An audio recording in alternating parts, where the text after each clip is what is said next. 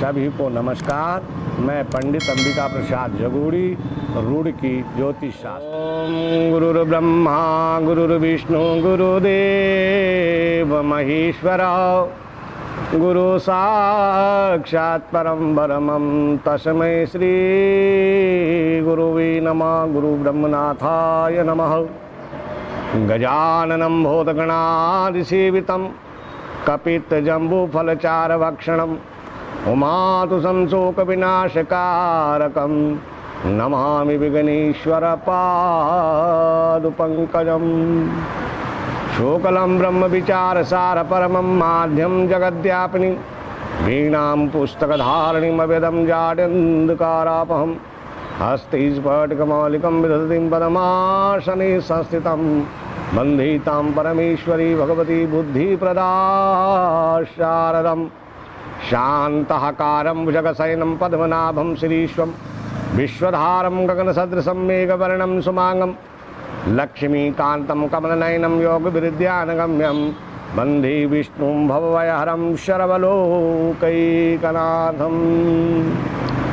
ॐ देवताभ्यः पितृभ्यश्च महायोगिवेव च नमः स्वाहा स्वधायै नित्यमेव नमो नमः। मातृदेवो भव पितृदेवो भव। आज द्वितीय श्राद्ध, आश्विन मास के कृष्ण पक्ष की द्वितीय तिथि, द्वितीय श्राद्ध। आजकल श्राद्ध पक्ष चल रहा है जो अभी 20 सितंबर से आरंभ हुआ। उस दिन पूर्णिमा का श्राद्ध, 21 को प्रतिपदा का श्राद्ध और आज 22 को द्वितीय का श्राद्ध हो रहा है। हमें ये श्राद्ध 16 होते हैं और इन 16 श्राद्ध जो है, जिस प्रकार जीवन में 16 संस्कार होते हैं, 16 ही श्रृंगार होते हैं और 16 प्रकार से षोडशोपचार के द्वारा भगवान की पूजा होती है। 16 प्रकार से भगवान की पूजा भी होती है। इसी प्रकार जो है श्राद्ध भी 16 होते हैं। इनमें श्राद्ध में जो है 16 श्राद्धों में हमको श्राद्ध कैसे करना चाहिए और किस किस का करना चाहिए। सबसे पहले पुराणों में, ब्रह्म पुराण में, पद्म पुराण में और जो है शिव महापुराण में, भागवत महापुराण में, स्कंद पुराण में पितरों के बारे में जो है विस्तार से चर्चा आई है कि पितृ जो है की पूजा कैसे करनी चाहिए। पुराणों में आया है कि स्वर्ग में देवता लोग भी अपने पितरों का श्राद्ध तर्पण करते हैं,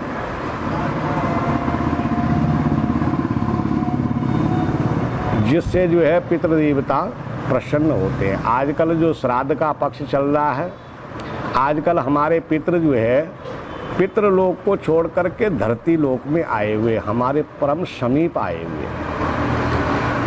और जो जिस पितृ का जो है जहाँ घर है, जो उनके वंशज हैं, अगर वो उनका मान सम्मान उनको जो है यथाशक्ति जो है तर्पण आदि से, भोजन आदि से तृप्त करते हैं, तो हमें क्या करना चाहिए? कम से कम हमें 4 पीढ़ियों का श्राद्ध करना चाहिए, क्योंकि जो 4 पीढ़ियां जीवित रह सकती है, जैसे किसी का जो है पुत्र हुआ, फिर जो है उसका भी पुत्र हुआ, उसका भी पुत्र हुआ, तो ये 4 पीढ़ियां जो है ये जीवित में भी कई घरों में आज भी देखी जा सकती है। तो हमको 4 पीढ़ियों का श्राद्ध कम से कम करना चाहिए।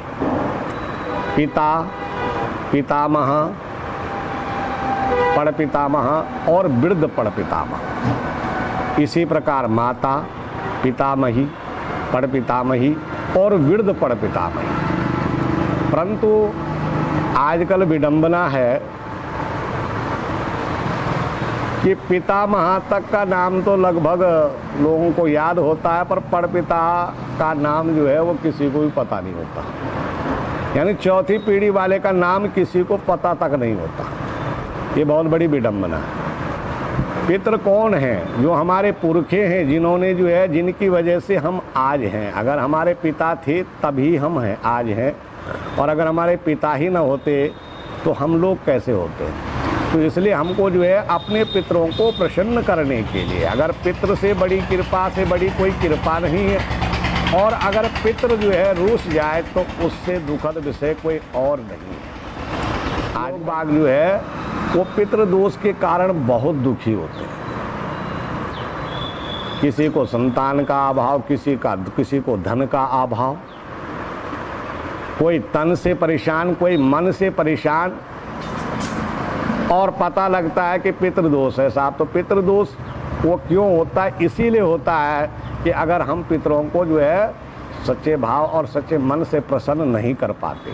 तो ये 16 दिन हमारे पास जो है हर वर्ष आते हैं। इन 16 दिनों में हमको सबसे पहले क्या करना चाहिए कि पहले जो है कुशा के द्वारा, क्योंकि पितृ पूजा में कुशा का बहुत बड़ा महत्व है। कुशा के द्वारा कुशा जल और तिल और गौ का जो है कच्चा दूध हो तो वो सबसे उत्तम। तुलसी दल डाल करके हमें पहले जो है देवताओं का 3 ऋण बताए गए हैं, देव ऋण, ऋषि ऋण और पितृ ऋण। बोला देव ऋण से भी आदमी मुक्त हो सकता है, ऋषि ऋण से भी मुक्त हो सकता है, परंतु पितृ ऋण से आदमी मुक्त नहीं हो सकता। इसलिए हमें प्रयास करना चाहिए। तो हमको पहले जो है क्या करना चाहिए कि तर्पण के लिए कच्चा दूध, गंगा जल, जल और काले तिल और जौ का प्रयोग और कुशा का इसमें प्रयोग करना चाहिए। सबसे पहले ब्रह्मादि देवताओं का तर्पण, उसके बाद ऋषियों का तर्पण, फिर जो है दिव्य मनुष्य यानी शौनक आदि ऋषियों का तर्पण करके फिर हमको 14 यम बताए गए, उन 14 यमों का तर्पण करना चाहिए। तत्पश्चात अपने पितरों का जो 4 पीढ़ी अभी बताई हमने, उन 4 पीढ़ियों का तर्पण करना चाहिए।